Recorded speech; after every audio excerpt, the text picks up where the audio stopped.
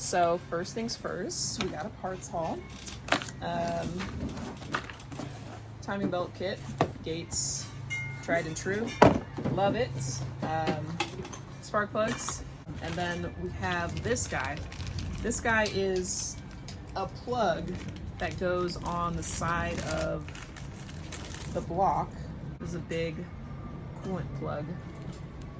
And then if you remember for the oil pan inner pipe from last video, I was missing the snap ring. Thankfully, Felix was able to source one of the same dimension from McMaster Car, and I'll provide the part number for this in the description of the video. This is the harmonic balancer that we put in at the end of last video. So let's see what it looks like now. Big difference. Yeah, just gotta finish cleaning it off, but it'll come off, you see? That's awesome. All the rust is gone in all There's some paint here, but yeah, all the rust is gone too. Yeah. After a thorough wash and dry, and it looks beautiful. That stuff took care of the rust and was starting to strip the paint, but we'll finish that and reapply paint. Oh, that's scary. Oh, is that what it looks like? Is that what it's supposed to look like? This still might be a little old, but oh, okay. Yeah, it still works. So if you zoom in, oh wow, it's already it starts to bubble the paint, and that's what it's supposed to do. Whoa. Well, I guess it was so effective because it had already been sitting in that formula. That probably so loosened it up a little yeah. bit, I'm thinking. After cleaning the paint off, there was some rust hiding underneath, so we're gonna put it back in the solution for like another week and take care of that. Yeah, there's quite a bit in there actually. All right. So back in it goes.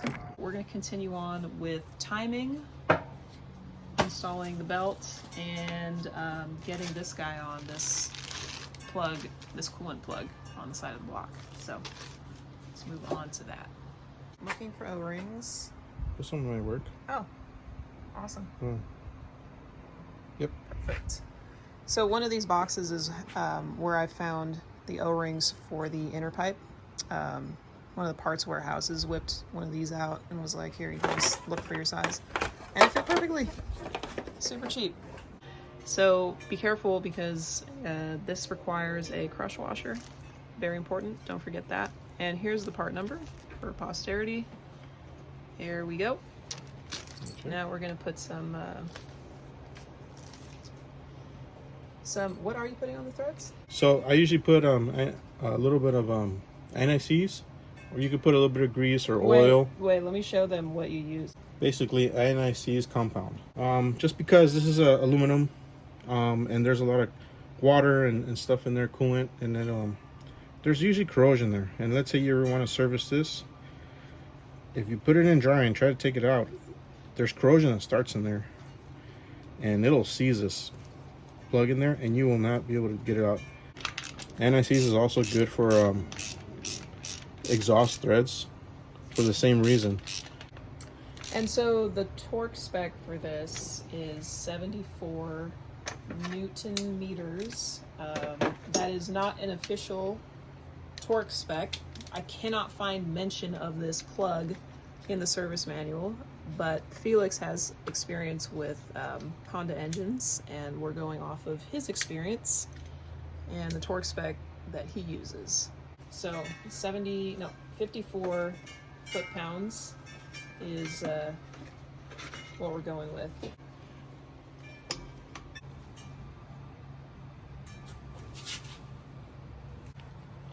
It's a little arrow that I just highlighted so I can see it. Just cleaning up the edges. So we're gonna put the sprocket on to start getting the timing belt on.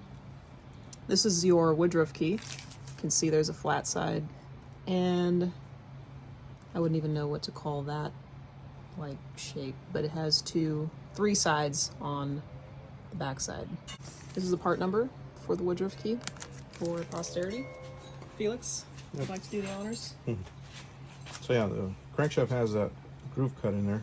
So anyway, and then you grab the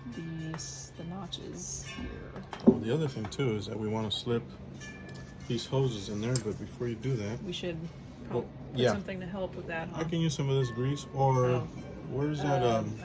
There's this guy right There here. you go. I got some silicone grease I can use. Probably easier if you start slipping these in first, and then you get this guy in there. And all right, get the bolt. Is right. Okay, so now torque spec for the center bolt for the oil cooler, 30 foot-pounds.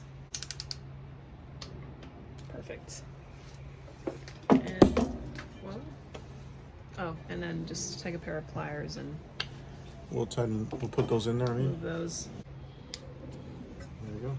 Cool. And then this cooler, the way it's built, you've seen it, but it's built in layers, and there's a bunch of like cavities inside and a bunch of layers, that. right? To get it clean, you can't just go in there with a hose or or soapy water and think that you got everything in there. It's very hard to get it super clean. So the way we got it clean was we took it to this place that has an ultrasonic cleaner machine. So if the engine previously was running bad and there was a bearing issue, well, guess what? You rebuild the engine, but you're putting back the same, all the contaminants that was previously on the engine. All that stuff will go back in your engine, and you can ruin the engine again. Right. Yeah. So, flip the engine so we could install the oil pan inner pipe. So we have the big O-ring and then the first smaller O-ring, and then we're gonna wait to install the snap ring and the last O-ring until after it's in the oil pan. I think the large end is on your side? Yep, it is. And it's a conical shape. Right, So it's tapered. Yeah, so one hole is bigger.